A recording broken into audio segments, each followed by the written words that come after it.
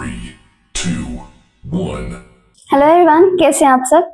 हमारी आज की जो वीडियो है उसका टॉपिक है व्हाट इज रेस्पिरेशन। रेस्पिरेशन को डिफाइन करना एंड हमारे बॉडी में कार्बन डाइऑक्साइड एंड ऑक्सीजन का ट्रांसपोर्टेशन कैसे होता है, इस चीज को हमने इलेबोरेटली डिफाइन करना है। ठीक है, तो अगर हम देखें कि ये जो क्वेश्चन है it is not much known कि ये 2020 से आया नहीं है, बट ये देखा गया 2015 में, 2015 एंड 13 में ये क्वेश्चन आया है एग्जाम में। ठीक है, तो बिफोर इसको इलेबोरेटली लिखने से पहले हम देख लेते हैं कि कार्बन डाइऑक्साइड एंड ऑक्सीजन का ट्रांसपोर्टेशन कैसे होता है हमारी बॉडी में। ठीक है, कल की वीडियो में हमने रेस्पिरेटरी सिस्टम पढ़ा था, है ना।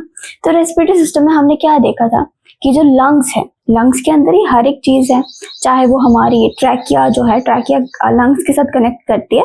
देन आफ्टर क्या होते हैं, जो ट्रैकिया है वो डिवाइड होती है ब्रोंकिया में, ब्रोंकियास जो है फर्दर डिवाइड होते हैं ब्रोंक्यूल्स में, है ना। ब्रोंक्यूल्स का एंड पॉइंट होता है एल्वियोलाई। ओके, तो एल्वियोलाई में क्या आती है, जब हम सांस लेते हैं तब ऑक्सीजन एल्वियोलाई में आती है। फिर हम देखेंगे कि कैसे कार्बन डाइऑक्साइड जो है हमारे ब्लड में प्रेजेंट है, ठीक है, वो हमारे ब्लड से निकल के हम नाक के थ्रू उसको एक्सेल कैसे करते हैं, एंड जो ऑक्सीजन है जो हम बाहर से आती है उसको हम अपने ब्लड में कैसे काउंटर करते हैं, कैसे वो हमारे ब्लड में डिफ्यूज होती है, ये सब चीजें हम देखेंगे। ठीक है, तो देखो एक रफ डायग्राम हम बनाते हैं समझने के लिए, देन आफ्टर हम लिखेंगे इसको। ठीक है, तो अब देखो जैसे कि मैंने बोला लंग्स इस सब का जो है मसीहा, जो बॉस है वो तो हमारा लंग ही है ना। अब लंग्स के बाद लंग्स में क्या हमने बोला air sac that is alveoli. Alveoli में क्या होती है, एल्वियोलाई के अराउंड, जैसे ये एल्वियोलाई होगी ना, एल्वियोलाई के अराउंड कैपिलरीज होती हैं।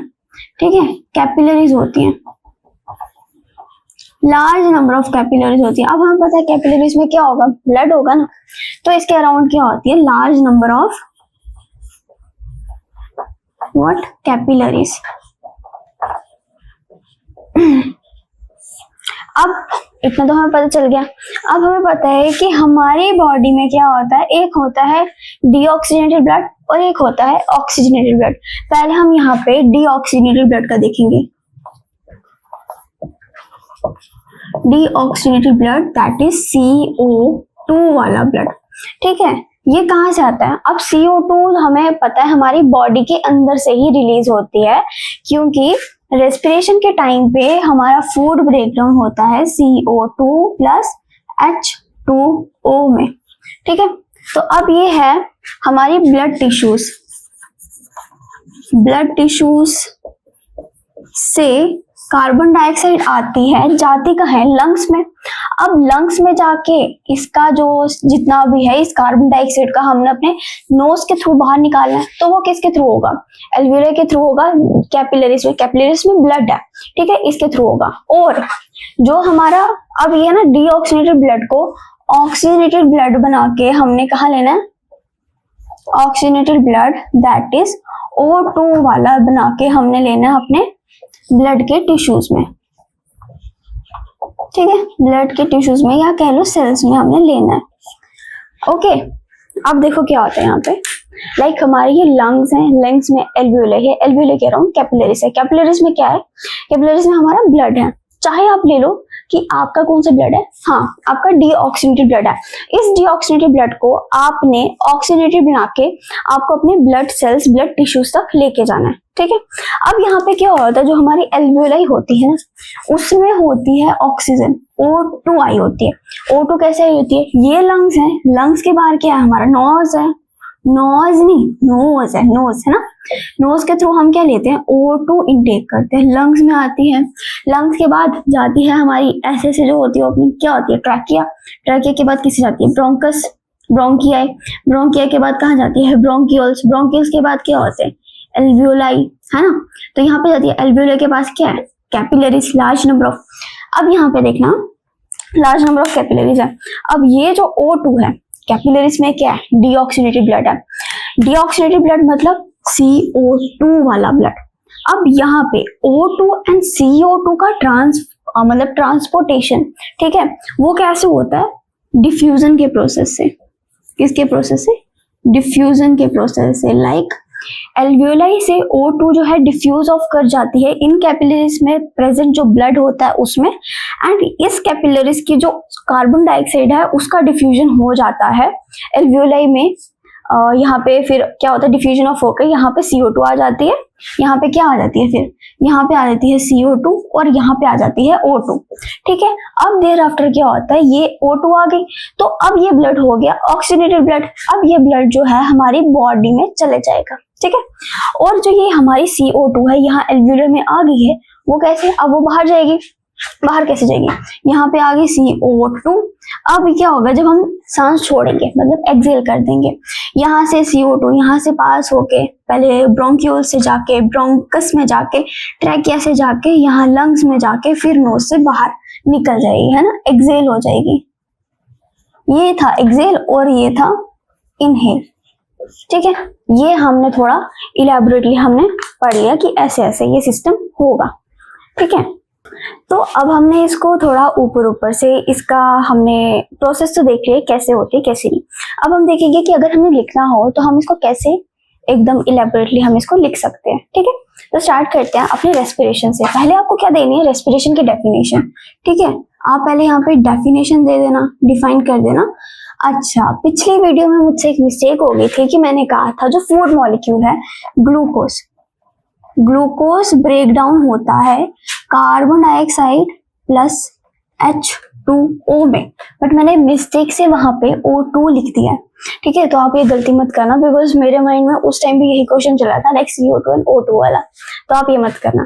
ठीक है, अलॉन्ग विद क्या होता है, रिलीज ऑफ, ये दो चीजें तो रिलीज होती है, एनर्जी भी रिलीज होती है। अब ये जो एनर्जी होती है हमारी बॉडी में in the form of ATP की फॉर्म में ये प्रेजेंट होती है, स्टोर्ड होती है। ठीक है, इसको हम क्या बोलते हैं, एडिनोसिन ट्राइफॉस्फेट इसको बोलते हैं। ठीक है, ये समझ आ गया। अब देखो हमने बेसिकली हमें देखना है कि ट्रांसपोर्टेशन, देखो अगर हम अब रिटर्न पोर्शन की बात करें कि हमें कैसे अपने आंसर को प्रेजेंट करना है, तो उससे पहले आप लिखेंगे ट्रांसपोर्टेशन ऑफ ऑक्सीजन। ठीक है, हमने पहले भी पढ़ा कि कैसे हमारी ऑक्सीजन जो है हमारी बॉडी में कैसे ट्रांसपोर्ट होती है, हमने एक रफ डायग्राम के थ्रू समझा था। ठीक है, तो अब इसको लिखेंगे कैसे आप, तो सबसे पहले क्या होता है, आपको जो रेस्पिरेटरी पिगमेंट क्या, हीमोग्लोबिन।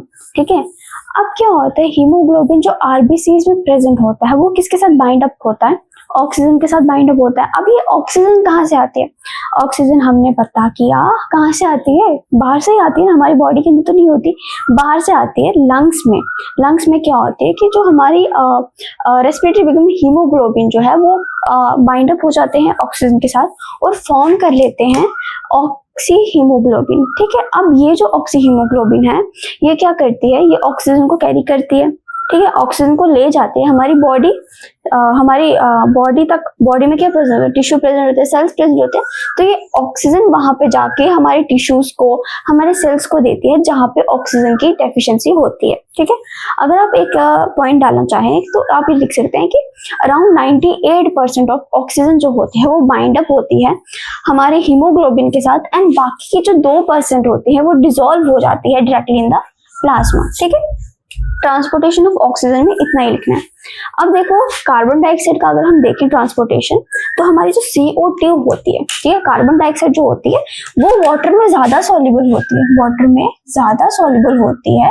तो इसलिए क्या होती है, हमें पता है कि कार्बन डाइऑक्साइड कहाँ से आती है, कार्बन डाइऑक्साइड जनरली आती है ब्लड जनरली आती है हमारी बॉडी सेल्स से आती है। ठीक है, वहां पे हमारी कार्बन डाइऑक्साइड प्रेजेंट होती है। वो जो कार्बन डाइऑक्साइड होती है वो हमारे जो हमारे बॉडी सेल्स हैं, बॉडी टिश्यूज हैं, वहां पे ब्लड प्लाज्मा होती है, वहां पे वो प्रेजेंट होती है, प्लाज्मा के अंदर डिसॉल्व फॉर्म में वो हमारे कार्बन डाइऑक्साइड जो है वो प्रेजेंट होती है। ठीक है, तो यहाँ पे भी लिखा है कि hence it is mostly transported from the blood tissue in the dissolve form from in our blood plasma through lungs. अब ये जो है ब्लड प्लाज्मा जो है हमारा ब्लड वो लंग्स के थ्रू इसका जो है डिफ्यूजन वगैरह करवाएगा। ठीक है, अब देखो हाँ वही मैंने लिखा, where it is diffuse from blood से डिफ्यूजन होता है एयर में हम जो कार्बन डाइऑक्साइड है उसको हम एक्सहेल ही करते हैं ना, तो इसमें वही लिखा है।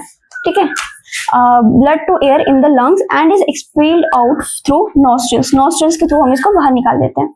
अब अप्रोक्सीमेटली हमने देखा कि हमारी जो ऑक्सीजन है 98% तक प्रेजेंट है, ठीक है, वो बाइंड अप हो जाती है हीमोग्लोबिन के साथ। हीमोग्लोबिन के साथ 98% ऑक्सीजन जो होती है बाइंड अप हो रही होती है। लेकिन यहाँ पे देखो जो 70% है कार्बन डाइऑक्साइड डायरेक्टली इसके साथ जुड़ती नहीं है। जो 70% ऑफ कार्बन डाइऑक्साइड हमारी बॉडी में है वो कन्वर्ट होती है पहले बाइकार्बोनेट। बाइकार्बोनेट का फॉर्मूला क्या होता है? HCO3, ठीक है। बाइकार्बोनेट की फॉर्म में ये प्रेजेंट होती है हमारे आरबीसीज में, ठीक है। अब जो 20% है, 20% ही बाइंड अप हो पाती है हीमोग्लोबिन के साथ, जो कि फॉर्म क्या करती है? कार्ब अमीनो हीमोग्लोबिन, ठीक है। और लास्टली जो 10% बची वो क्या होती है? वो हमारी डिसॉल्व हो जाती है हमारे प्लाज्मा में।